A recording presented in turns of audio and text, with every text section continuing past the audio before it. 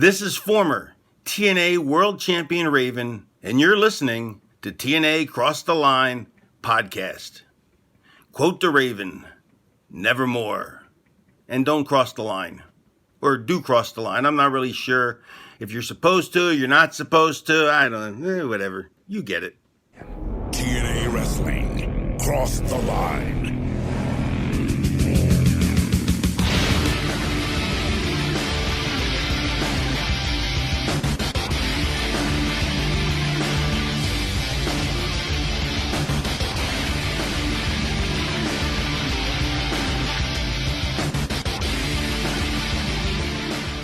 And we're back with episode 179 of the TNA Cross the Line podcast. I am Colling Jr. and with me as always is Dallas Gridley. In Dallas, we are at the Go Home show right before No Surrender. How excited are you for yet another pay-per-view? Well, you got Raven main eventing and a dog collar match. Sold. $35.98 or whatever the fuck the price of pay-per-view was. I'm sold. Wouldn't it be $29.95? I don't know. I don't remember how much pay-per-views were in 2005. They're not charging $35, are they? I don't know. Maybe not. I don't know. I'm just used to pay-per-views nowadays being like $50, and it's just like bleh. Who the hell is paying $50 now? Not many people. Well, okay, I guess for AEW.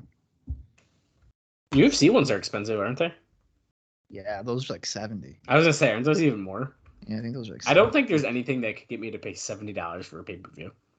I think when the biggest wrestling company, WWE, is essentially charging $10 for monthly pay-per-views, WrestleMania included. If you're NWA or GCW or whoever, if you are charging more, and I'll include AEW on this, if you're charging more than $10, that's just an interesting approach. Now, here's the thing. I know 175,000 people will buy AEW pay-per-views at $50 a pop. So, that's, I would say in today's market, that's pretty good. Yep. But I don't know, man. I don't think I could do that. I'd probably just be like, listen, if WWE is charging this much, and they're obviously making money in a whole lot of different avenues, so you could probably afford to do it. I don't know. That probably does make up a lot over that, yeah. No, it's interesting. Especially, once again, WrestleMania. If you don't even watch any other WWE show throughout the year, you're probably still going to watch WrestleMania. Yeah, but now here's another thing. I've heard things where they might change it and kind of go back to hey, this is a $40 thing, especially with the sale to Endeavor, which is right. UFC. Well, then I definitely won't. I don't watch a lot of them now, and well, that's what I'm saying. You've started this $10 thing for the last 10 years. You can't get people to do that. I don't know who would go back to paying $50-$60 for Extreme Rules. I watch so little on Peacock and stuff that like I'm probably about to cancel my Peacock subscription because like I just don't watch anything on it. Right. Wrestling or otherwise. Right. And because I'm broke and I need to save some money, and unfortunately Peacock is on the jobbing block. I will never get rid of Peacock because it has wrestling on it. So if they lose wrestling, then I'll get rid of it. I can just get it back though. Oh yeah. Our buddy Screech texted me and was like, "Do you watch Money in the Bank?" I said, "No, I did not." He loves his current day wrestling.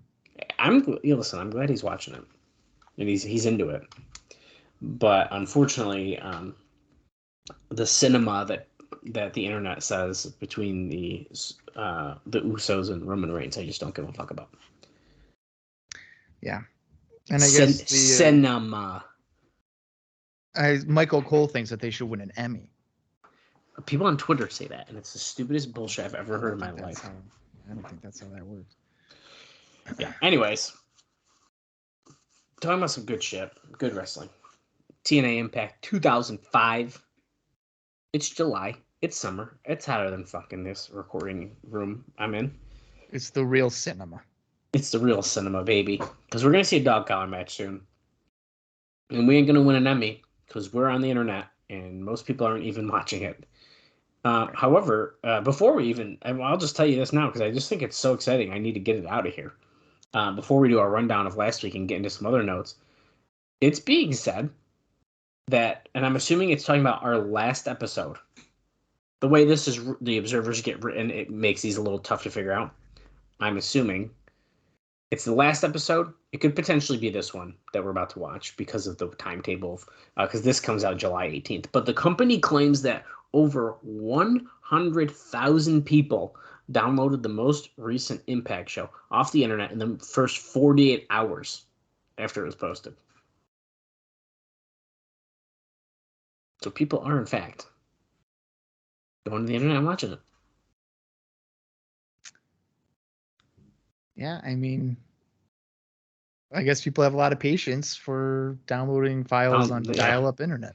Which we discussed is not easy. Yeah. So, pretty fun. If it was like today, you'd get it in 2 minutes. But... Oh, yeah, it'd be like nothing. Yeah, I'll download that shit. You don't even have to download it. You could watch it on the internet. Right. Couldn't do that very easily then. No. On last week's episode of Impact, we got a couple new matches for No Surrender, which we'll probably talk about those many more during the show, so we don't really have to necessarily go over that too much. But we saw a bunch of pretty decent matches, I would say. We saw a very much enjoyable opening contest between Chris Sabin and David Young, where Sabin won 5 minutes and 30 seconds. Then we saw Mikey Batts and Zach Gowen go to a no contest in 1 minute 48 seconds because Jeff Jarrett decided that he didn't give a shit who won the X Division match at Slammiversary, and guess what? It was neither one of them anyways, and then he smashed the guitar on Zach Gowen's head. Yeah. Then we saw Samoa Joe defeat both Elix Skipper and Shark Boy in 4 minutes and 11 seconds. Thought that was a good match too. Petey Williams defeated Amazing Red in 4 minutes and 50 seconds. Can't go wrong with an Amazing Red match. Then we saw Abyss defeat Cassidy Riley in 48 seconds. You would have thought that Cassidy Riley was fighting for his life in that match, but it did not work out because he got the shock treatment of Black Hole Slam very quickly. So now of what you've mentioned right now, okay, we've probably for the last 3 years have shit on David Young at almost every opportunity. And I'd argue he had the best match on the show. I would say since he's like came back and he's been like shredded, he's a different worker now. He's motivated. He's like doing he's looking a lot better than what he was when he was like with Gilberti. And I think also a lot of what we hated was what he was involved in as well. Like the losing all time and it didn't help anything. Like Barbie or BB or whatever it was, or dude, really early on, whatever. Bobcat, Bobcat, yeah. I forgot about Bobcat. Yeah, and then fucking Cassidy Riley. Yeah, it was a 48-second thing, but I liked the fire that he had, where he was like, "I got to do what I can here," doing handspring back elbows. Just running around like a madman trying to beat up Abyss. And it's like, well, you can't do it because it's Abyss. Yeah, and he's a fucking monster. Cassidy Riley is a guy that people need to go on YouTube, type in his name, and watch some of his non-TNA local Tennessee stuff. And I think people would be surprised, like, wow, if this guy was given a bigger opportunity, he might have been able to shine a bit better. Yeah, I like Cassidy Riley. I do too. I'm a fan. And there's one more match, by the way. Right.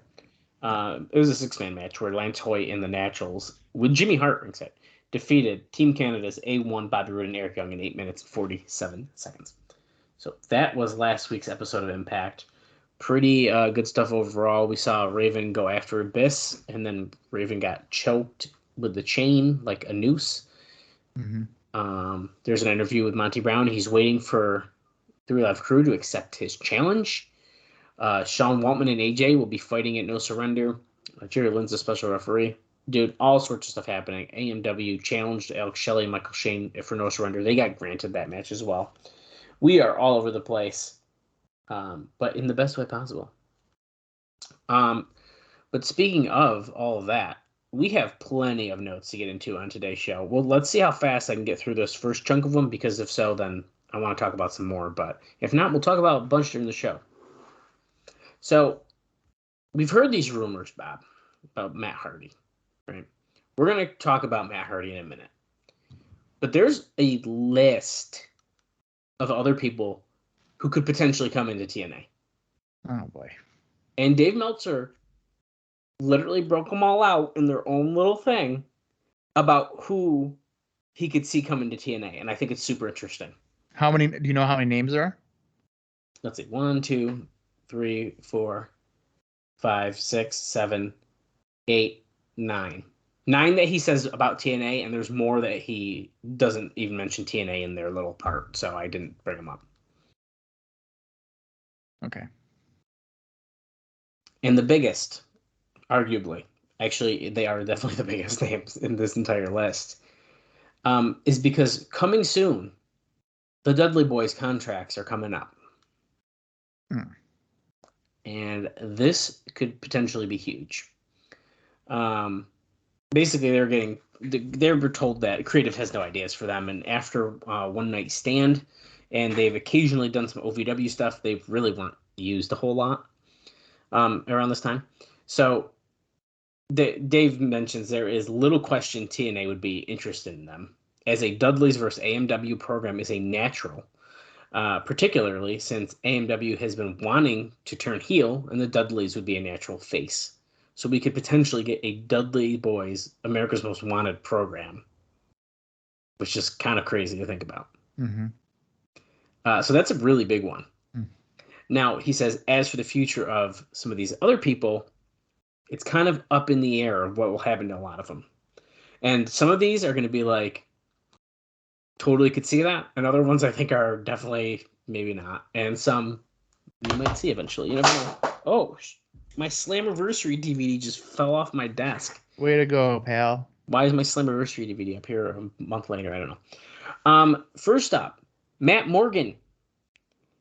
It is noted that TNA is curious about him, but nobody on the booking team ever saw OVW tapes, so nobody knows him from WWE and his newsletter reputation. So he's not. They're interested, but I don't know. We'll see what happens with that. Another one, Charlie Haas. It's noted that some in TNA have interest in him, but it's not a lock either way. And by the way, Dave does shoot other ideas for these guys, but we're talking mostly TNA. So there's a lot of Japan talk, like him, Haas, and Matt Morgan going to 0-1, for example. And a lot of people get Ring of Honor notes as well. But sure, yeah, I really like, especially here in 2005. I really like Charlie Haas. Yeah, Haas is good. I think if he were to go to TNA, he would. I love that idea. I think he would be a great fit with TNA. Now, I don't think he'd be a main event guy.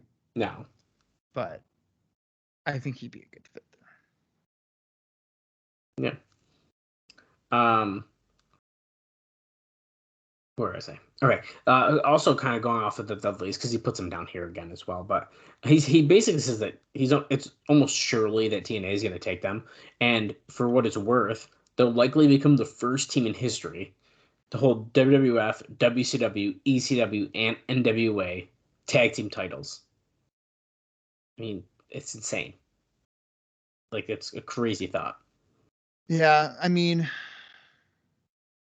the Dudleys were probably spinning their wheels in WWE back in like 2003. They had done everything. I think that's fair. And it was a played out act. Right. Now, I'm sure going to somewhere like TNA where there's several tag teams that they've never wrestled, you're going to get that initial like, oh, hey, this is fresh. But then it's going to just be like, you know what? It's the fucking Dudley Boys. It's the Dudleys. Yeah. You're right. No, you're right. Can't disagree. Here's one. Then this one is interesting. Mark Jindrak. It's noted that 0-1 has made him an offer, and also that TNA and ROH have zero interest. Yeah, well, he's not going to go to Ring of Honor. No. And so for example, he also says no indie marketability, destined to be forgotten about as quickly as Luther Reigns. So he like totally shits on Mark Jindrak here. A name there's two names here. I skipped one already that aren't noted about TNA at all that must be kind of floating around here. One is Marty Jannetty, which is hilarious. And he literally notes he'll be doing the same thing as he's been doing the past 10 years, which isn't much. And he must have just came in for like a quick angle or something, and he's gone again. I don't know. Well, Jannetty,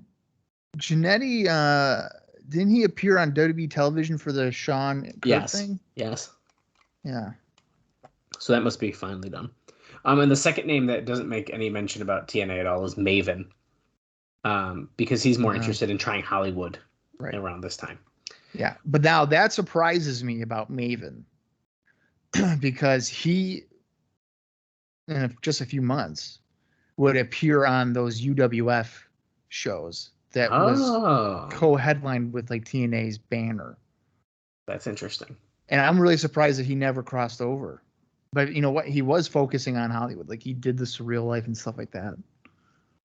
So yeah, that doesn't really surprise me. But I am shocked that there wasn't any usage for him. Yeah. Shannon Moore. This one is pretty interesting. So he says there's major interest from TNA. He believes it's a done deal if he wants it because he's close with Jeff Jarrett. He has the ability to do well in the X division. So seems like there's a very good chance that we could see Shannon Moore. Next up, Akio, who is Jimmy Yang. Now, of course, he's been here. He's been in TNA before. He was part of the Flying Elvises. And to add to that, there is much bitterness over how he left TNA, so the door is much more closed than you'd imagine. So there's probably no chance of that happening. What was the way that he left? I don't remember it being like a huge blowout, but maybe he just wasn't getting used how he wanted, and they just kind of pushed him out. I don't know. Why do I feel like he did like a Sunday Night Heat match or something? Oh, I could have been. He did like the DDT well, and they hired him off of that or something like that. Yeah, I don't know. I can't remember. That being a thing. Gangrel, there's nothing. I don't know why he's even listed. They just said he'll be in the same spot he was before signing. So Gangrel, I don't even know what the fuck was Gangrel doing here in 2005 in WWE. That's a really good question. Was he just an agent maybe or something?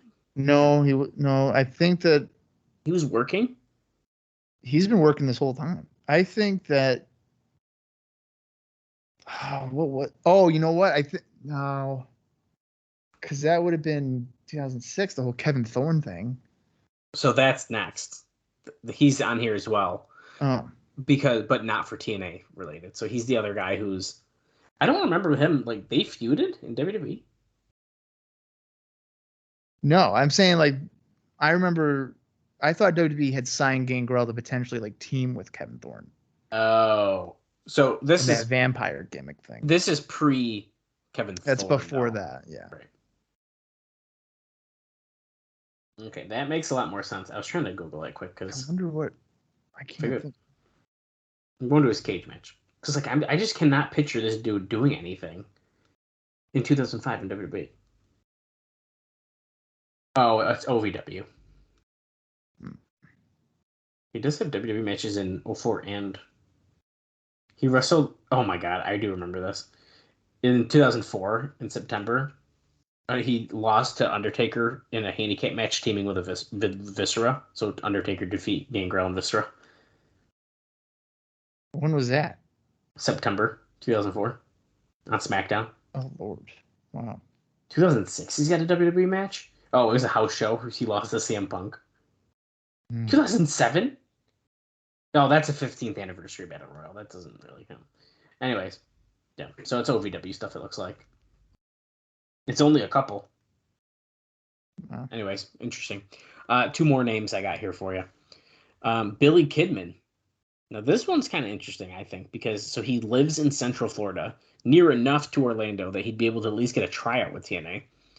But he doesn't have connections or anyone pulling for him, so he'll have to show the old WCW Kidman or the interest of Wayne. So I don't know. I think that'd be. I like Billy Kidman, so I'd be interested in Billy Kidman getting a shot. TNA. Wow. Yeah, I like Billy Kidman too, but not when he was feuding with Hulk Hogan. Dude, that was like 5 years earlier. Come on. I know, but it was wicked bad. Like, just seeing Billy Kidman like scoop slam Hulk Hogan, it just didn't really pass the check with me there, the vibe check. I have one more on this list, and then there's one final one that is kind of interesting, in a separate thing here. But Spike Dudley, now because he was an ECW star and is such an unselfish worker, he'll get a good shot in Ring of Honor. Now TNA could go either way, so doesn't know for sure. So in Ring of Honor, that's what they say. What the no? Oh my God, these people. This is Dave Meltzer speaking, okay? I know, but it's like he doesn't know. Like the Ring of Honor expectation. Right. No, that's fair. Spike Dudley would not be a regular Ring of Honor guy. Like maybe like a couple of shots or something. Right. Yeah. Not like, oh, hey, check out Roderick Strong against Spike Dudley this week in freaking Chicago. Like, no, that's just not going to happen. Right. Right. And the last one that's kind of noted here, that's, like I said, a little bit separate from the other thing. And I think this one's interesting. And I also don't know if he's fully released or anything yet. However, Jim Cornette is down in OVW at this time. And like I said, the way it reads is that he's not released, but it's kind of talking about his future in general. So he's a partner in OVW, but he apparently refuses to fly. He has a great fear of that. I didn't know this. And this would, of course, limit his options of what he could do. Now, it is not out of the question that he would get an offer from TNA, but it would be highly unlikely that he would take it, since he still refuses to fly and would likely have little interest in being in the middle of another company beset by political issues.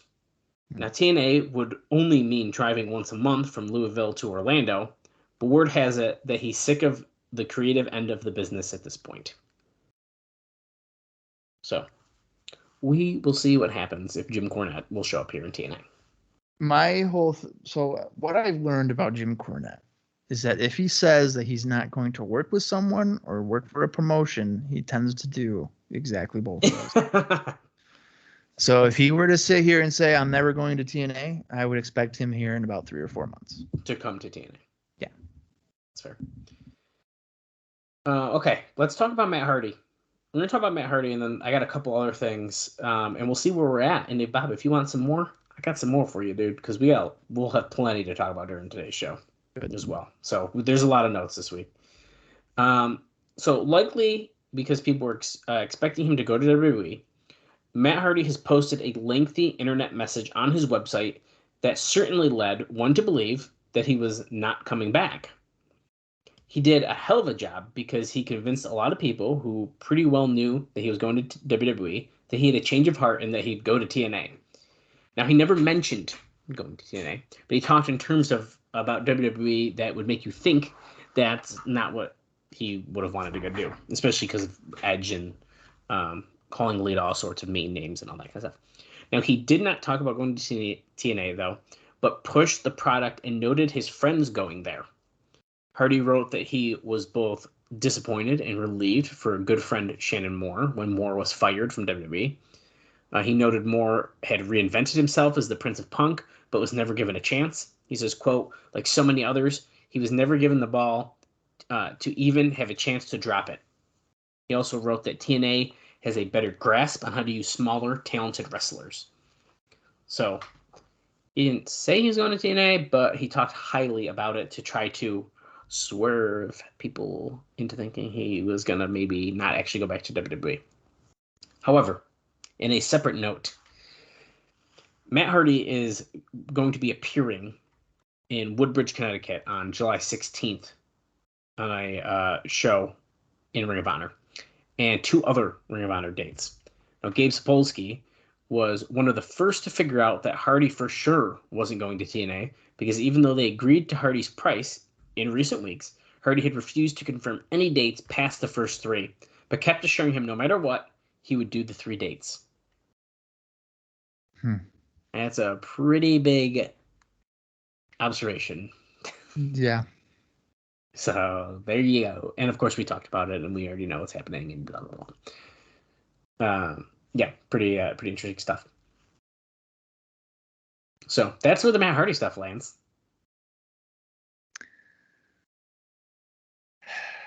You know, in hindsight, I feel like it's pretty fucking obvious what he's doing.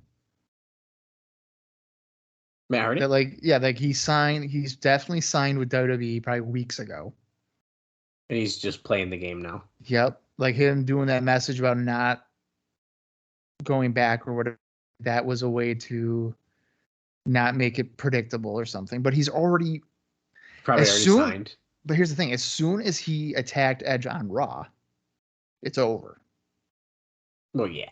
Because they're not going to... That would never happen. Security levels, whatever. Like, they wouldn't even let him in the building, I'm sure, because they're probably like, this guy's a head case, and it's dangerous. Mm-hmm. So as soon as he did that, you know he's there. Absolutely. So. Yeah.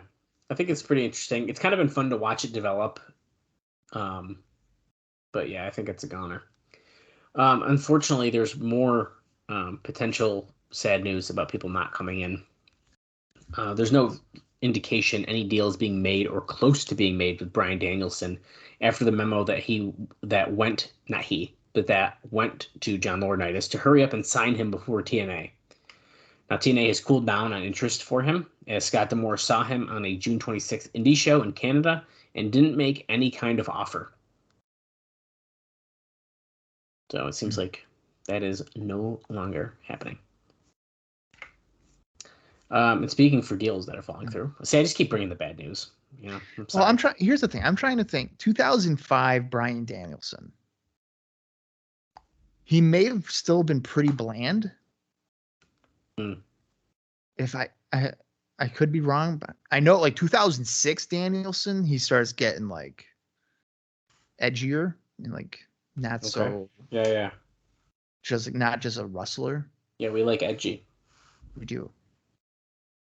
But well, that could play a part in why they decided. Don't worry about it.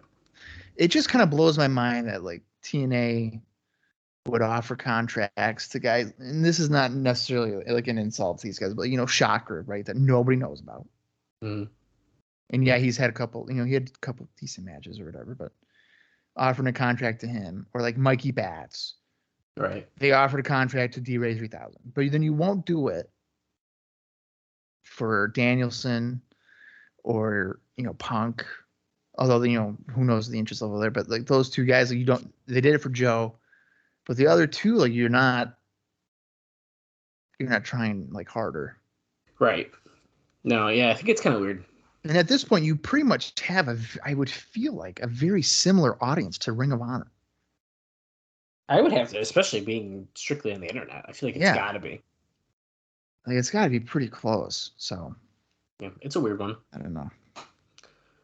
And this note, we kind of talked about it already briefly, but it kind of goes a little bit more in depth here. So, an attempt to get Jushin Liger on the August 14th, I believe that's the pay-per-view in August, for a match with Christopher Daniels fell through because New Japan has a Sumo Hall event on the same day. Now, it was also talked about at the time that Ultimo Dragon was approached for the date, but apparently Dragon's WWE contract hasn't expired and he's never been released. What? Still? Yeah, as it was simply a hiatus that never ended. And WWE simply doesn't use him and doesn't care about him working indies or in Japan. But TNA is considered direct competition, so politically, the deal couldn't be put together. Daniels continues to defend the X Division title on many of his indie dates, including over Chris Sabin on July 9th for PWG in Hollywood, which, Bob, I'm sure you will tell us about at some point here. He also went to a double count. Actually, you might have already told us about that one. I don't know. I'm losing track here. Oh, no, you didn't, because it happened after their last show. He also went to a double countout with WWE wrestler Frankie Kazarian on July 8th in the same place for a rare TNA versus WWE match that obviously fell underneath the WWE's radar, as they are pretty petty, or really petty, about things like that. So he snuck one in. So Kazarian must be finishing up his indie dates. Yeah, I'm assuming. I would have to believe that's what's going on there. Yeah, it must be. Wow. Yeah, that's crazy. I cannot believe that that Dragon, Ultimate Dragon, He's still under contract. is still under contract and was essentially forgotten about, and it was just a hiatus. What if he's still what if he's still under contract today? He's still stuck in contract. I kind of like that idea, to be honest with you. That would be incredible. Yeah, I think that's funny. That would have been great if he was still under contract when 205 Live was going on, and they'd be like, "We haven't seen him in 18 years. He's been signed, but you wouldn't have known it. We forgot about him." I like that idea a lot, actually. Okay, Bob, this is our final note here before we get into this. Unless you want a little bit extra, let's see how you're feeling. What if in what was it, 2010, when they released Brian American Dragon, Brian? What if oh my God, guys, we released the wrong dragon. Oh my God. We were trying to get rid of Ultimate Dragon. We got rid of the this whole time he's been on a hiatus. Oh my God. This note could potentially happen, or something could be said on today's show, edited in. I don't know. I'm sort of not really expecting it, but if it is, here it is in the newsletter. At press time, which, let me give you the date, just so you have reference to where we're at. July 18th, Observer Newsletter. Okay. So it is after the show we're watching. So it might not be on the show. It probably will be at No Surrender. I scrolled too far. Hold on. Okay, at press time, this was not official, but it was expected that perhaps before you read this, that the Spike TV deal would be announced. Oh my God. For TNA? As we've heard, for TNA. Now, as we've heard, the deal is TNA buying time, which is, of course, not good. It would be at 11 p.m. on Saturday nights, starting either October 1st or October 8th. This also explains Spike changing its UFC commercial, which included a comment about wrestling not being real, as they showed someone smashing someone's face in a UFC fight that they ran last week several times during the WWE programming, and they put in a new one that doesn't knock wrestling or boxing. It would be a 1-hour show, and as best we can tell, they would go back to doing tapings every other Tuesday night and taping 2 weeks worth of shows, although none of this was official. Yeah, so I don't like that they are paying again. Yeah. I'm curious how accurate that part is, but we'll see. I can't believe I see. Yeah, I don't think they. I don't know how I feel about that. Yeah, I don't know. Because Spike TV probably reaches more houses than FS1 at this point. I would assume. So you're probably paying more. Right. You're paying more for a late night spot than you would an afternoon spot. Yeah. So financially, this would make no sense. Right. To do that. So I don't think that's true. I don't think that's right. Yeah, I don't know. Well, we will see what happens. I'm curious when we actually have the official announcement. It's exciting. It's a whole new era in a few months, potentially, maybe. Well, at 11 p.m. We'll know when the announcement's coming, when Mike Tenay is sitting by himself. And he's like, I am so excited. I have been waiting so long to... No, he's staying in the ring. We're going to come here live from Universal Studios. Empty arena. On Spike TV in October. We've worked 3 years for this. Yep. We have to wait 3 more months to be on the internet, but... Right. But we got it. But we did it. It's because of you, the TNA fans. Yeah, they're right. Yeah, I already hear it. And we thank you. So join us on whatever date at 11 p.m. for Impact Wrestling. But until then, for the next 2.5 months, continue to download our show off of the internet. Sorry, someone's going by on a go-kart and it's really fucking loud. Oh, okay. Well, yeah. Hopefully they're wearing a helmet. They were. Oh, good. I did see. See, like you're supposed to do. It's smart. Yeah. Yeah, dude. So that's all the main stuff here. I got a lot left. Probably too much, but we're gonna, unless you want some more. You want to hear an Elix Skipper interview? Yeah, you were teasing that too. Okay. Elix Skipper interview. And we can try to save some more. I have another interview too. We'll talk about the Outlaw interview during the show, but I also have one name I'm saving to talk about who's potentially coming in. Actually, they're coming in. They confirmed it. We'll talk about it during the episode. So I'm going to hold on to that one. Who could be coming in? It's a singles wrestler? It's a singles. Anyways, Elix Skipper did an interview with our friend Alan. Oh, Alan Woj. Yeah, Woj. That's right. Yeah. I always seem to enjoy the notes from his interviews, by the way. They seem like not like standard shit, I feel like, all the time. So that's good. Just saying. I feel like the notes are usually really good. So there's this is a pretty interesting thing. So regarding the winning the tag belts from AMW, Elix Skipper says, quote, "What's so funny about them two is they love wrestling, yet they argue with each other more than they probably do with their wives or girlfriends." Really? AMW will self-destruct on their own without their opponent's aid. We just let them lose their cool, and we won the belts. So he's talking in character, of course. Yeah, but, that's definitely it's good stuff. He did talk pretty openly about the cage walk. Now, this is I really liked his perspective of this. So he says, quote, "First off, me walking the cage nearly didn't happen. I mean, everyone was scared that whatever happened in there would be dangerous. If they had known about the cage walk, they would have shot it down. I brought it up during our cage match in 2003. They said, no way. Someone could fall on the floor where the pad won't help you, or worse, you could fall into the fans, injuring many people.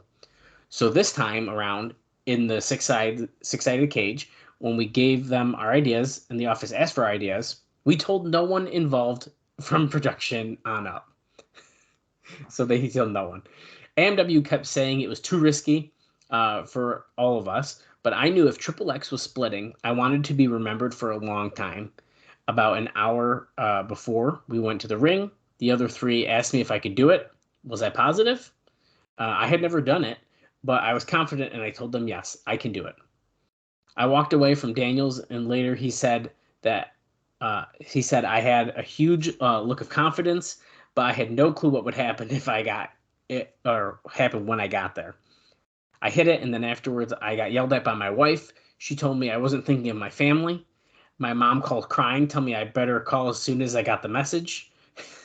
All of them told me not to do that again until I was rich. And I think, wanted to be remembered for a long time. I would say he job well done, because that spot is still heavily talked about today. Yeah, and that is still now in the over 20-year existence of Impact Wrestling is a top moment. Oh yeah, I mean easily. Easily. It's nuts. Yeah. So I really like that interview. I thought that was a good one. And I liked hearing his insight to the whole spot, because obviously we talked to Chris Harris about it briefly. Mm-hmm. Check that out in the archives if you guys haven't listened to it. But to hear it from Elix Skipper was pretty cool. So I did enjoy that. Let's see. Do I got anything else? I don't know, man. I think some of this there's some random stuff, but I think the rest we can save for the show. We'll see what we can get through. All right. Well, then let's get into the July 15th, 2005 edition of TNA Impact, also known as the Go Home Show before No Surrender 2005. I'm going to count down from 3. And when I say play, that's when you're going to want to follow along, whether it's on Impact Plus or in your own personal collection. The runtime for this is 45 minutes and 31 seconds. So Let's see what TNA has to offer right before another pay-per-view. 3, 2, 1, play. Well, Bob, this is TNA. It's the new face of professional wrestling. We're probably going to get some flashbacks, so I can tell you some fun stuff during this at least.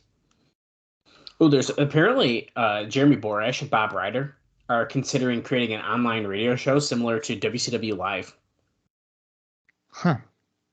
For TNA. That could be cool. I like the idea of it. Alvarez shits all over it, but yeah, that's Brandon. Well, because that's a competition to him. So. You have any other quick ones I can knock out during? We're seeing Jarrett attack Gowan. Oh, this is. I don't think we're going to see him necessarily, so I'll just tell you this. The Outlaw will apparently be starting out at the next pay-per-view or the next taping with a new name. Oh. That's because of that WWE legal claim the Outlaw was too close to New Age Outlaw, the name, which is of course the name they used for him. Is it like his nickname? So. I think he should just go as Nin. Nin. And Jarrett's on our screen. I'm just giving you these short ones. So I'm gonna suffer through the long ones during the show. But hold on, we're going to this. Right. At the last tapings, which is we're still watching currently, there's apparently a California camera crew at these tapings filming a TV reality show pilot on Jeff and Jerry Jarrett. Which Dave Meltzer says, well, actually, that could make for fascinating TV if they were with those two 24 hours a day. The odds of it going anywhere aren't good. And guess what? It don't. Yeah, I was going to say, I never heard of anything about that. Starting out with some Team Canada.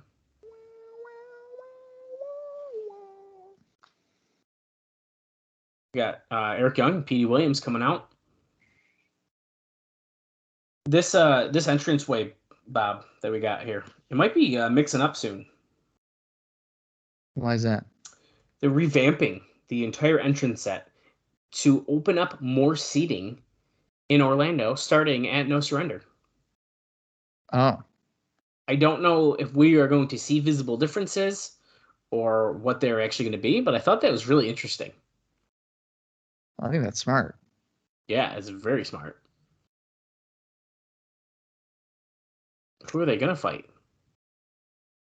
All right, let's see here. I have a Samoa Joe. It's Team Samoa Joe. Yeah, what's happened? This is weird.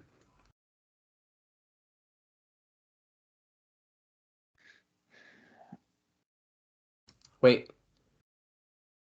Sean Waltman and AJ Styles. They're teaming up tonight. Oh, okay. Petey Williams has a couple of notes here. He lost to Ricky Reyes on July 9th. PWG's second annual bicentennial birthday extravaganza, night 1. And then he teamed up with Chris Sabin to defeat Joey Ryan and Scott Lost on night 2 of that for PWG. And then on the same day as this Impact show, Petey Williams lost a 6-way dance when Chris Sabin defeated Jay Lethal, Mastiff, Roderick Strong, Sean Spears, and Petey Williams at the Ballpark Brawl 4 Friday Night Smash in Buffalo, New York. Buffalo? Yeah, Buffalo. It looks like Samoa Joe and Christopher Daniels are teaming up.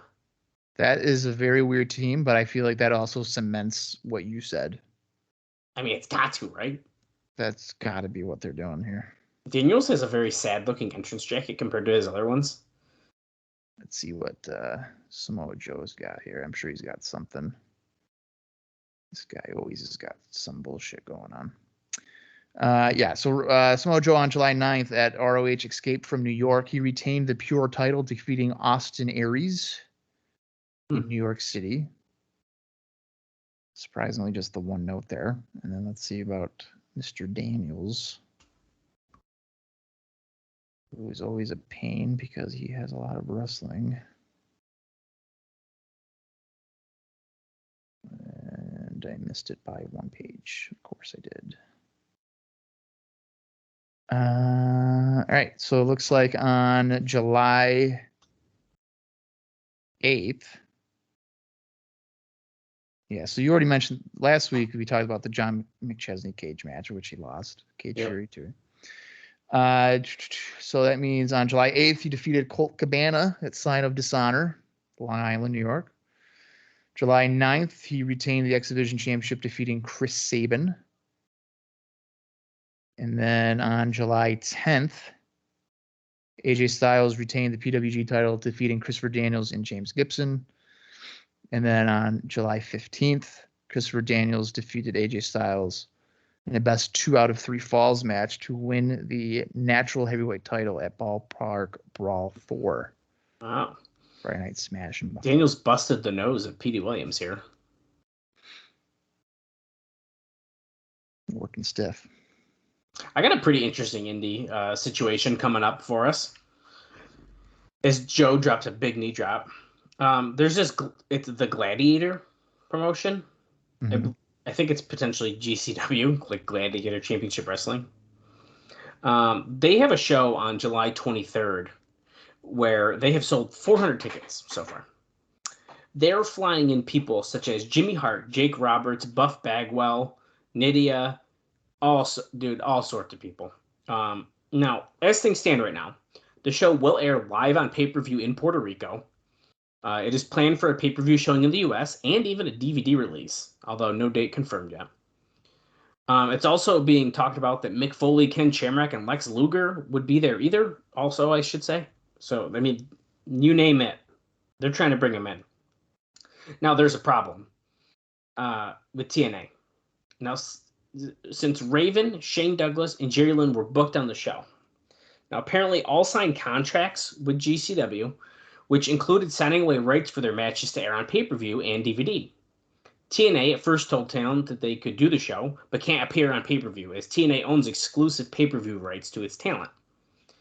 GCW claims all the talent signed contracts would include pay-per-view releases and attempted, with no luck, to get a hold of Dixie Carter to work out a settlement. It wound up on July 11th, with TNA refusing to allow its talents to work on the show. Raven was scheduled to work Douglas, Rhino was to face Ken Shamrock, and Jerry Lynn was to face Brian Christopher. The current lineup is Sting and DDP versus Buff Bagwell and Johnny B. Bad, Andrew Test Martin versus Steve Corino, Nydia versus Jenny Taylor, Lex Luger versus Fidel Sierra, Road Warrior Animal and Rick Steiner versus Warlord and the Barbarian, with Mick Foley as the referee, and Shamrock versus Rhino. Cobra versus Punisher, Brian Christopher versus someone, and several others booked, including Sean O'Hare and Apocalypse, who's a guy from UPW. Lynn and Raven versus Douglas, and an announcing crew of Lee Marshall, Jimmy Hart, Bill Apter, and Terry Runnels. There's no way that show happens. It's fucking wild. That's crazy. And of course, we're talking all about that because TNA owns the pay-per-view rights for these guys, and they signed the contracts probably not knowing what they were signing, to be honest, thinking it's just for their money or whatever. Pretty interesting. Team Canada's got control in this match that we're watching here, though, now.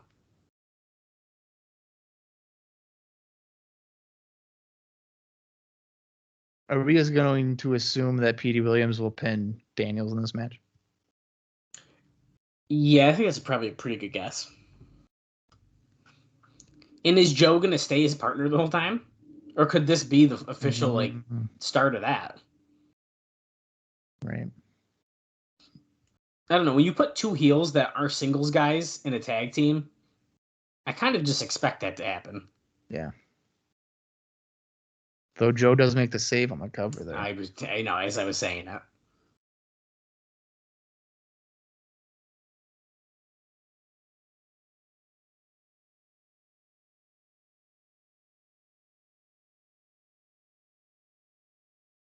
Eric Young choking Daniels on the top rope.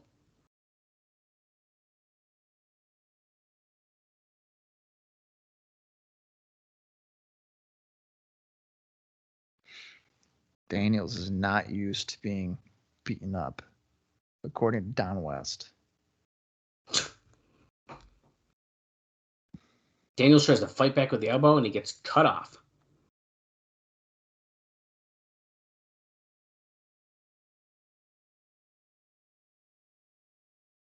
Dude, Canadians cornering Daniels. He's screwed.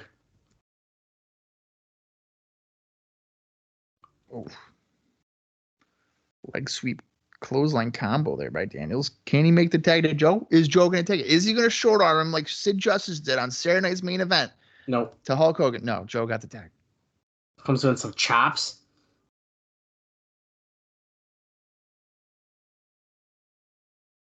Irish whip to Eric Young, but it's countered. Joe into the corner. Eric Young goes for a splash.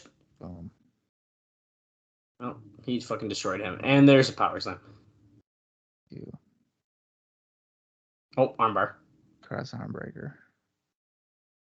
Young breaks it up. Though. That's why they call him the Samoan submission machine, because he can put a cross arm breaker in. And he tosses Eric Young to the floor. You know, they are wearing matching tights. Whoa. Daniels and Joe. Matching colors. And they're even Daniels isn't full half, but it's kind of, Saban going after Saban. Here's how we're going to see the loss, though, because his partner's gone. That works. Love Saban's funny white pants. Little flatliner. And Koji clutch to Petey Williams. Oh, elbow drop will do it. Yep, Eric Young broke that one up for him. Uh-oh. Setting him up for the Destroyer. Oh. That's it. 1, 2, 3. So that's just kind of your booking 101 there. Because now, which is fine. You think he's going to potentially win it no surrender? He did pin him. No. I think he might. I don't think Petey Williams is winning that. I don't think so. Well, me either, but that's what they want us to think. Let's send it to the back with Terry Taylor. If he were to have lost, I would have a greater idea. I think he's going to win. Look at Cassidy Riley wearing this sick-ass tie-dye TNA shirt. He had to have made that himself. There's no way they made that shirt. Cassie's thanking Raven for coming out there last week. Terry Taylor's like, you're thinking Raven? You don't know him the way I do. The same guy who broke your fingers, he says.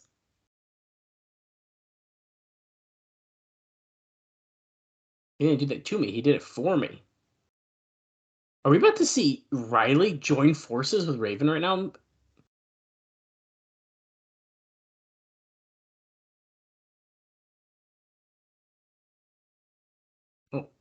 Thanks, Raven. He'll be there for him if he ever needs his help.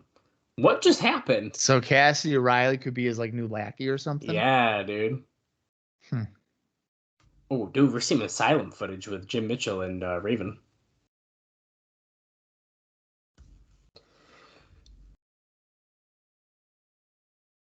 Let's see what other notes I got for you during this little video.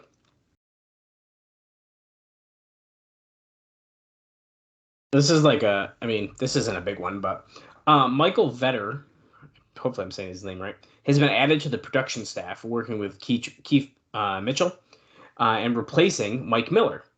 Vetter has directed sporting events for many stations as well as producing and directing for ECW pay-per-view shows. There had been a decent amount of talk of late, most notably by Conan, who made it clear to upper management regarding the laziness and production side. Vetter is said to have more mainstream knowledge and connections than Keith Mitchell, but Mitchell has far more knowledge of wrestling since he dates back to the early 80s and world-class championship wrestling, of course. So, But it's good. I only bring stupid notes like that up because he obviously has done wrestling before, so I think it's kind of interesting. Right. We still got this package going on. I kind of thought it'd be done.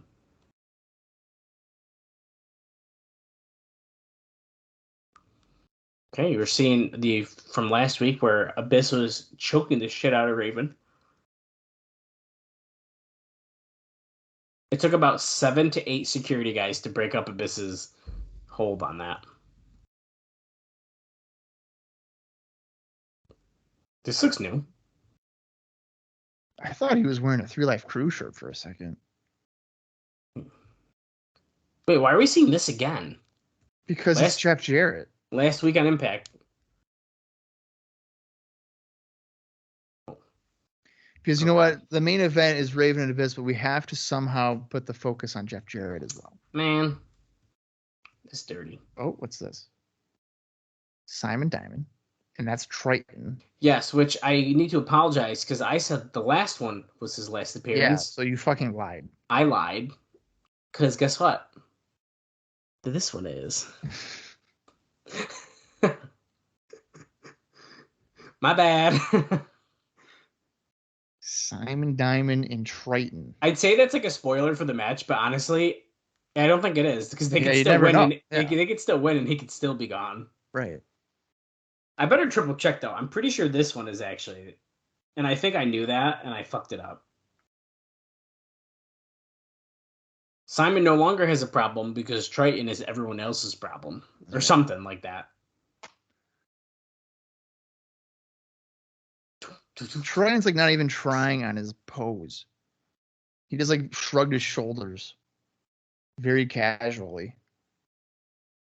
They're going up against Sonny Siaki and Apollo. And Apollo and Siaki, if you were to cut off their heads, you probably couldn't tell apart their bodies because they are identical. Oh, I know why I thought the other one was the last match. Because it sorts it like wrong on the match listing. It shows Impact 54 before Impact 56 that we're watching now because they were taped on the same day. Right. My bad. So I was wrong for a good. Thank you, Cage Match, for really fucking me up. Yeah. So much for being a great source. I know. He ends up going to OVW after this, though. Yes, he does. We're going to scroll here. Be there live from No Surrender, Universal Studios, Stage 21, Orlando, Florida. And they're just doing the matches that are announced. I like that his name in OVW is Titus. Why? Because it's close to Trytan? Yeah, which wasn't that good of a name to begin with. Right. I kind of miss Red Shirt Security. I like Northcutt. Northcutt was good, dude. Yeah, so why did they use the guy that's not as good? That's a good question. I need to find Northcutt. What did Northcutt do after this? Oh, he was also Titus in dark matches in TNA. I forgot that. Okay, Northcutt. Matches. Oh, he didn't wrestle that much after TNA at all. Kevin Northcutt's final match was on August 1st, 2009, in an NWA Texas Heavyweight title best 2 out of 3 falls match, where he, as champion, defeated Spoiler 2000. No, that's just what Cage Match has, though. So Right. his career could have gone on another 25 years. It could have. He also lost to Heidenreich at ICW in 2007.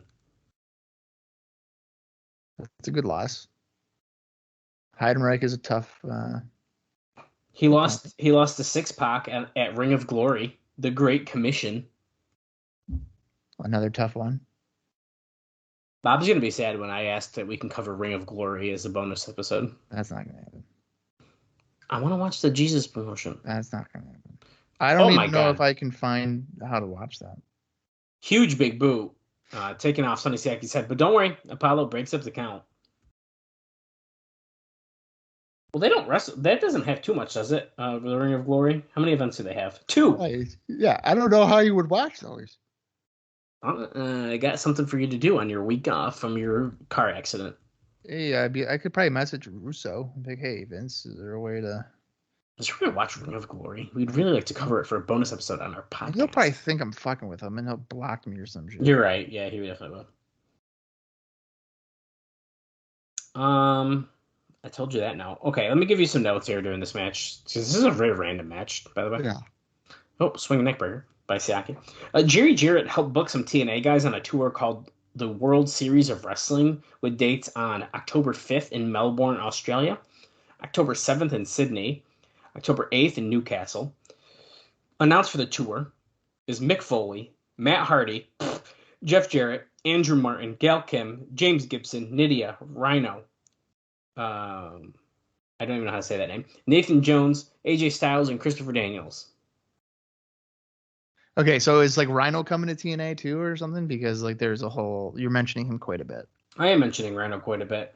And since you really gotta know, Rhino has revealed this past week on the Get in the Ring radio show that he will be starting on TNA at the No Surrender pay-per-view. Okay, so he spoiled his own debut? Yes.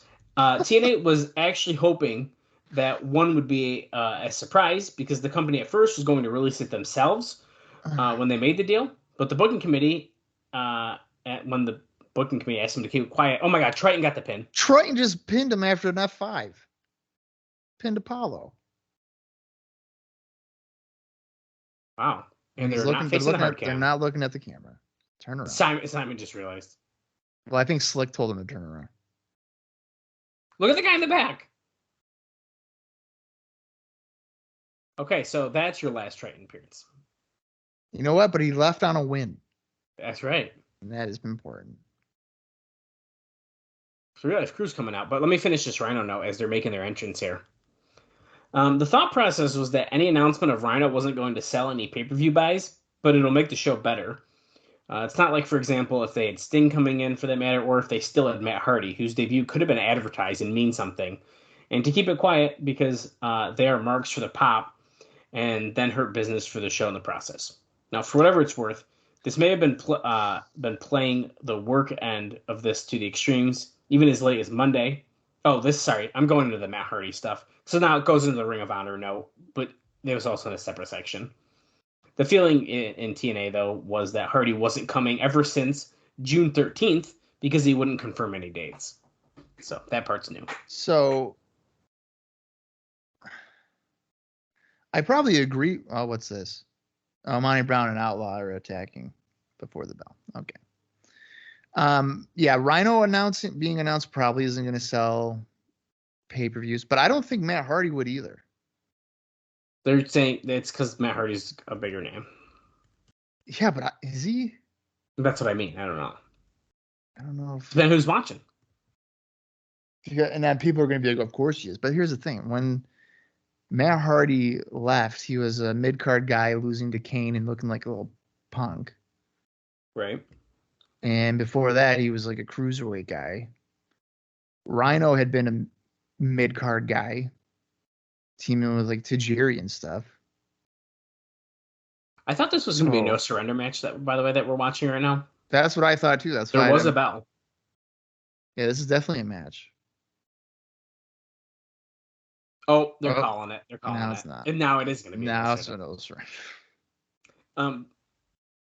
Well, I didn't know we were going to see the Outlaw today, but his interview he did on voiceofwrestling.com, he said that in TNA things were great because there was no egos flying around. He also talks a lot of shit, but it's not about TNA. It's all about WWE guys, so I'm just going to ignore all of it right now. He reiterated that TNA was great because there's no egos. He said he was worried when they got TV that would all change. He was asked the difference between Jeff Jarrett and Hunter. He says the only difference is that you can go to Jeff and voice your opinion, and that he doesn't, on the other hand, turn around and absolutely kibosh it or go tell everybody else what a piece of shit that they are, how bad it is, or anything like that. He was appalled initially that Dixie Carter had no idea who he was, saying, quote, "It was like, holy shit, you're running a wrestling company and you don't know who I am. And it's not an ego thing, but it's like, you own a wrestling company and you don't know who I am." I love that quote. I think that's funny that Dixie Carter did not know who he was. No introduction needed. I seriously thought that was Rey Mysterio again, and it's Shocker. 1000%. You see that? I hate this outfit. I keep on getting tricked. I keep thinking it's Rey Mysterio circa 2000, Filthy Animals, and it's not. He also apparently, I didn't read this, I didn't notice this part before. He was asked if he could make any match for himself to partake in, choose any stipulation, any match type, and any competitor, who would it be and why? And he says, quote, me and Road Dogg in a dumpster match against Hardcore Holly and AJ Styles.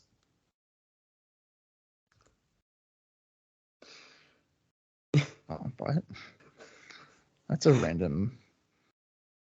That's a really random match. If he could have any match that he could be in, a dumpster match between Hardcore Holly And AJ Styles. What the fuck? I wonder if we interviewed him and we asked him that same question, if he would have the same. Oh my god. And then you know what? In 3 weeks on Collision, Tony Khan would come out and be like, we have a dumpster match. Billy Gunn, BG James, that's right. He's all elite now. Taking on Hardcore Holly and AJ Styles. By the way, they're signed too. Oh my god. It's so funny. Head scissors by Dutt here against Shocker. Another one. We're going to hear from James Mitchell soon. Yeah, it was. Oh, man. Dutt tried for a slingshot crossbody, but got met with a forearm.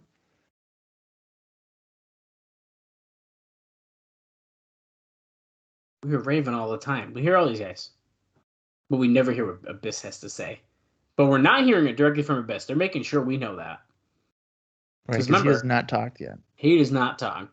Right. Thank God. He just does.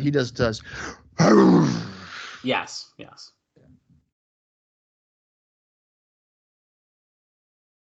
DDT by Shocker. That should do it.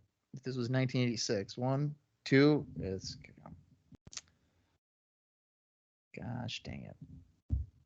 Can't keep Sonjay Dutt down. They just said our main event, and I kind of missed it. Something about Team Canada. Sean Waltman and AJ Styles. Oh, Sean, duh. We already knew that part. Yeah.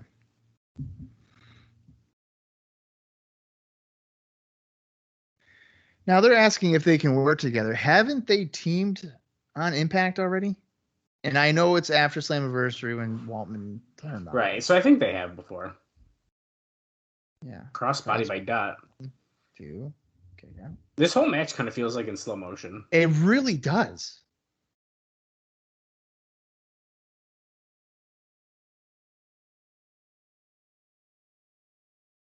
Oh. 1, 2. Shocker gets out of the sunset flip there. The superstar luchador from Mexico City. Come on, baby. Tornado? No. Drop kick to the side of the head.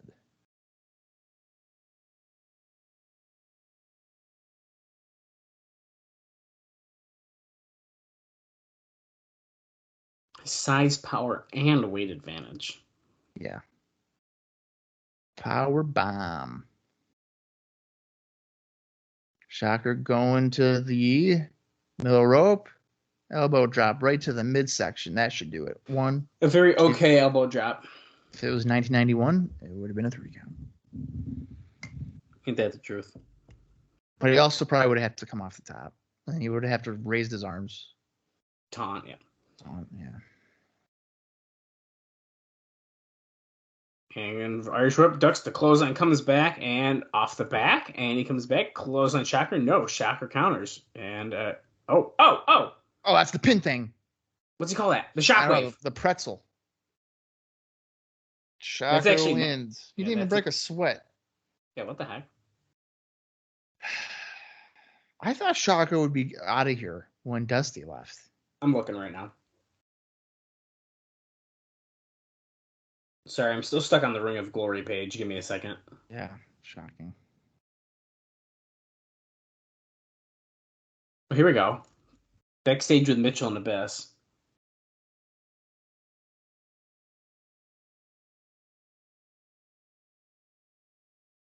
Bob, we see Shocker way longer than I thought. No way. Oh, yeah, dude. To the end of the year? We dip into next year. Get the fuck out of here. This guy's in It's only a couple appearances. It's only a couple appearances, but... Holy shit. Not know that. He's calling Raven a fool because he's going to be chained to the neck of a 6'8", 350-pound monster. You can't give up. You can't submit. He's gonna do the Eric Watts to him, dude. Yeah, tie it to his neck and drag him with a car.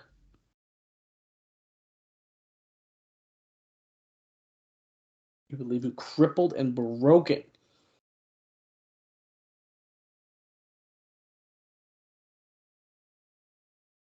You cannot surrender, no matter how loud you cry. Remember, you did it to yourself. You can only be pinned.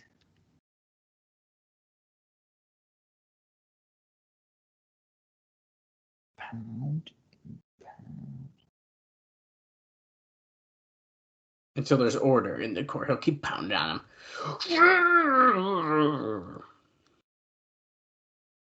Okay. Highlight package time, which means, Bob, you get some more notes time.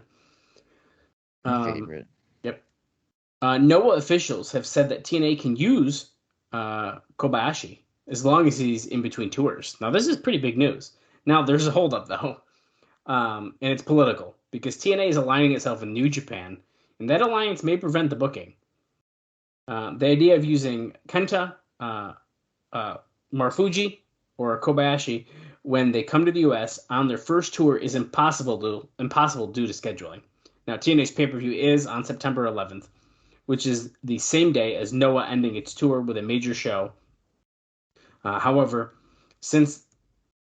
Oh, Jerry Lynn's talking. That just threw me off. However, since the three have gotten working papers, which is normally a holdup working in the U.S., there would be plenty of opportunities in the future where TNA has something while NOAA is down to put something together through Harley Race. So there's some positives in there.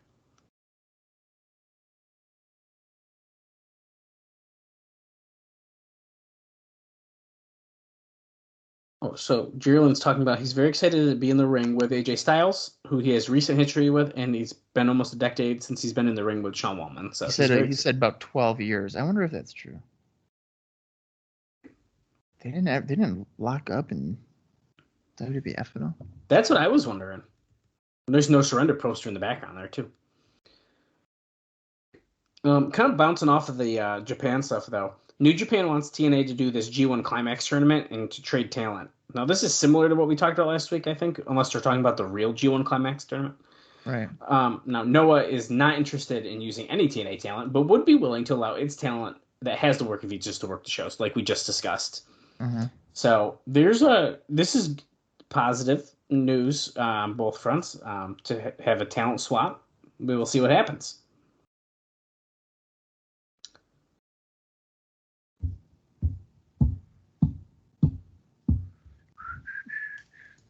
A1 and Bobby Roode out here for representing Team Canada. Oh, that's Sean Waltman music.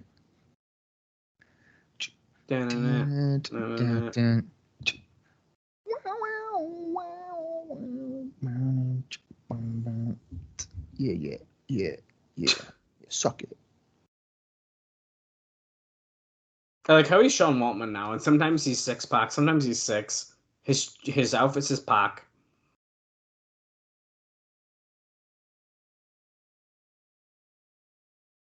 Suck it, suck it, suck it.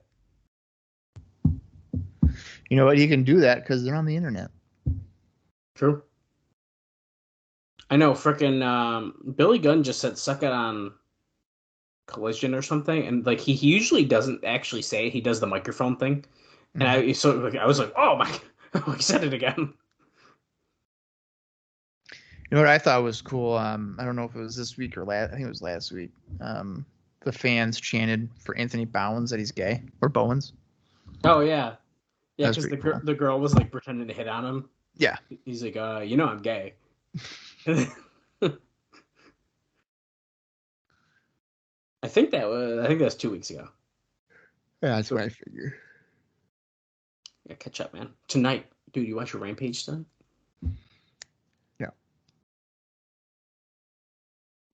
I think the only episode of Rampage I watched was when Punk first came back.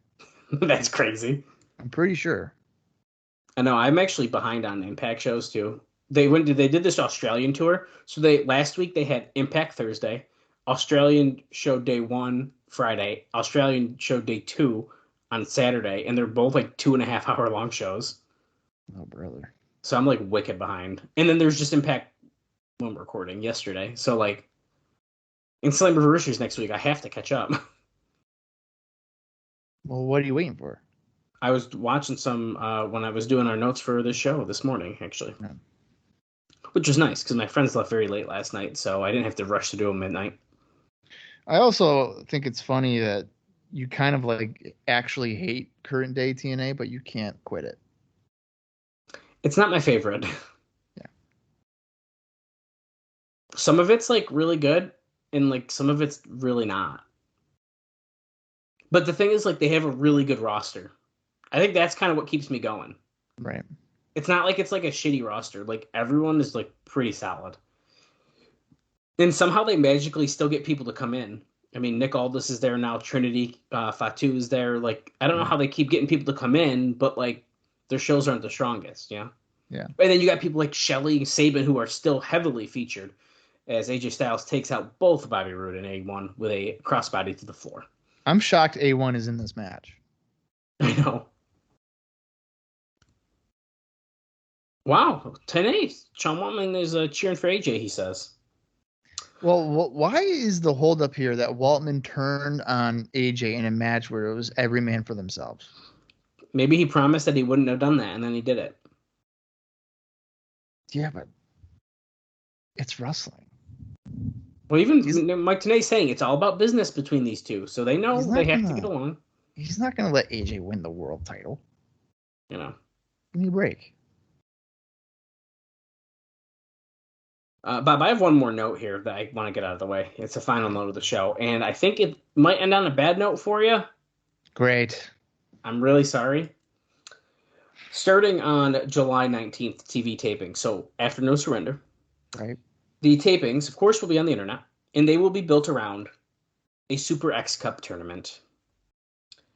And Dave Meltzer says, but no doubt the winner will be facing Christopher Daniels on September 18th, which is 2 pay-per-views from now. It will come down to the final 2 at the tapings. The matches airing on every show. The finals will be on the August 14th pay-per-view. And then the winner of the finals will then go to the September pay-per-view. Okay. So it's broken up a little, but they're going to be heavily featured X Division tournament. But I guess it's not a 2-hour tournament. So if Samoa Joe is in that, there you go. He's probably going to win that, and then he'll fight Daniels in September. Yep. Okay. That's what it sounds like. That's what it sounds like to me. I don't know. I think when we soured on X Division tournaments, it was because they were one-night tournaments, and sometimes there were people we didn't care about, and like the teams of the countries was pretty bad. But I feel like we're in a good place now with a lot of really great X Division talent, so I'm actually almost a little excited about it to see what they can pull off. Well, I just hope it's not every match. No, I don't think it's going to be. I don't think it's going to be. Yeah, I mean, as long as it's not like that. But we are 38 minutes and 47 seconds, by the way. Sorry, I cut you off. A1 taking over AJ Styles here.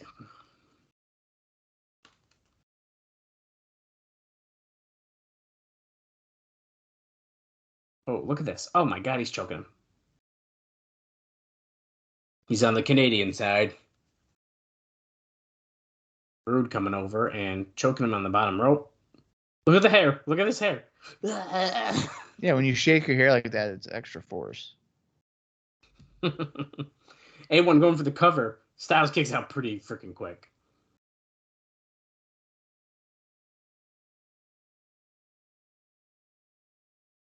Devastating neck vice.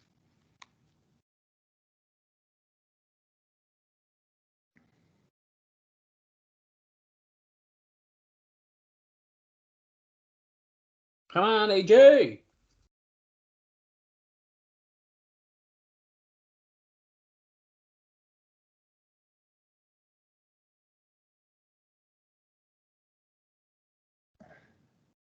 Oh, see, he's choking him again. He's got to move his head.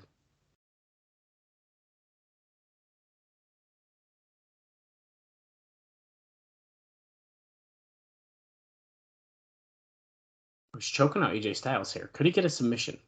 Could he make the phenomenal one tap out? Just make him go unconscious. Win it that way. AJ Styles. The crowd chants. Oh, Ooh, a running elbow stops him in his tracks. Covers him. 1, 2, no. Here comes A1. Whose white tights aren't really white anymore. So I don't know if he's not doing his laundry or what, but could be the mat, could be the sweat. Everyone's tanner is rubbing or off is he wearing black underwear? Oh, it could be. Well, the front's pretty bright though. The front is really bright. He's sitting on dirt, is what's happening.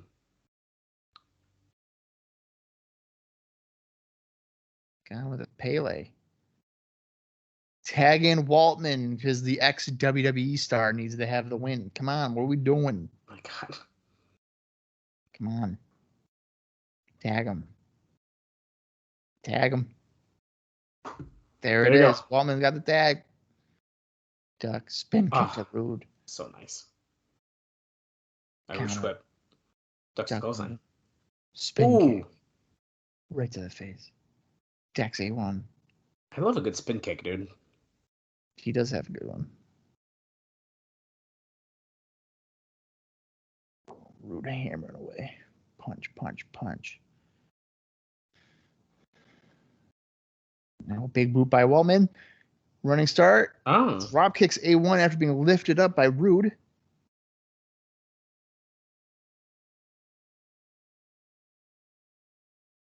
Gets the boot. Waltman comes back. Oh, he gets caught in a power slam, though. Goes for the cover. Roode. Oh, he gets broken up by AJ Styles. Wow. Wow, wow, wow.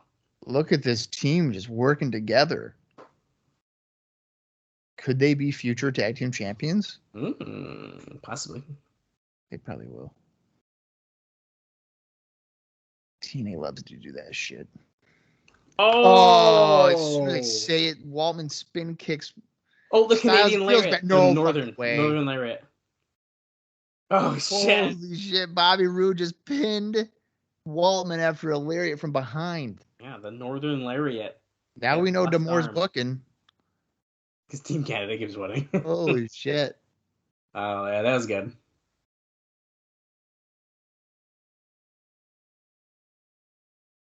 Wow. These guys are pissed. They're about to start push-shoving each other here. Look at Styles. Cannot believe what happened. He has no idea where he is. He's going to stand up, and he's going to be like, what the hell was that, man? What the hell? You purposely did that, even though I saw the guy move. Look at Waltman's trying to leave, and Styles says, nope. What the hell's wrong with you? Why the fuck did you spin kick me in my head, you motherfucker? I hate you. And Waltman is just staring at him like, dude, it was an accident. They're hyping this match up like it's the main event.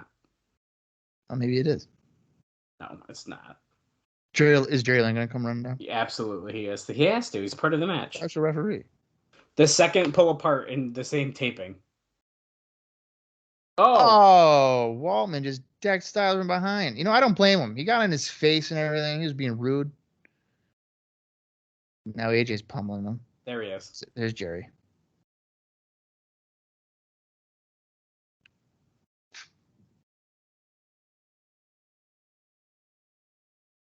Oh, and we're ending with a Raven promo? Backstage. Talking about Jim Mitchell give himself an enema. He's asking Abyss to commit suicide by entering this contest. Tell him to lay in a bathtub and throw a toaster in after him.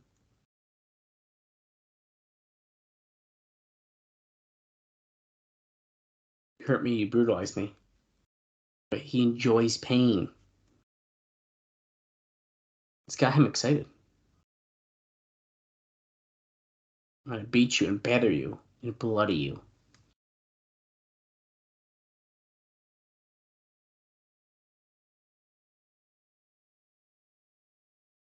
You can't quit. It's a dog collar match. A chain at least 8 to 10 feet.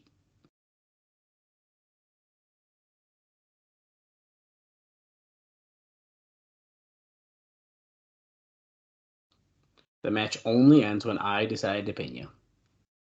You cannot quit.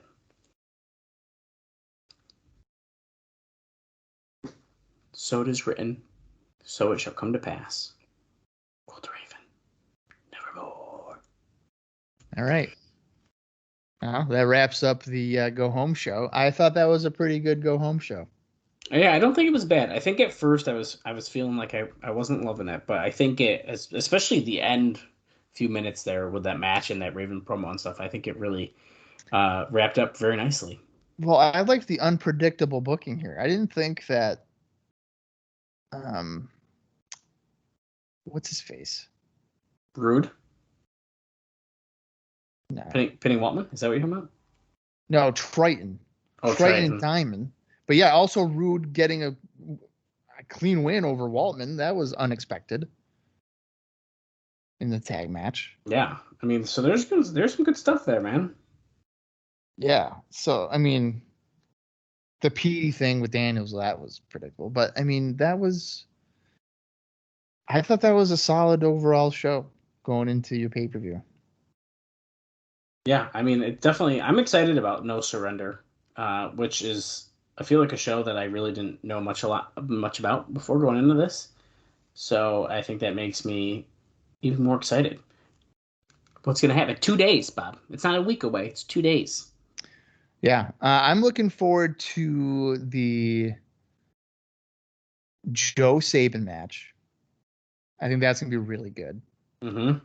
And then I think the dog collar match. I am in the mood for some violence that is not directed at me. I think we're due for something that's not directed at you. Yeah. So that is what I'm looking forward to the most. For that show. I think AJ and Waltman can be pretty good as well. So I think and then of course Daniels and Petey too. I think that No Surrender's card is pretty good for potential in-ring contests being enjoyable. Mm-hmm. Yeah, I'd say so. I think we're gonna be in for a treat in No Surrender. I'm definitely looking forward to it. And I said it already. I'm kind of excited to see what this X tournament's going to be, kind of leading up to our next pay-per-view. That's going to carry over and kind of help that X Division storyline really over the next 2 months develop. So I am excited about that. Yeah. Should be interesting. All right. Well, our next episode is, in fact, No Surrender. So it's that time to wrap up this one, and we'll see you in just a couple of days for a TNA pay-per-view. So until then, for Dallas Gridley, I am Bob Colling Jr., and this has been the TNA Cross the Line podcast.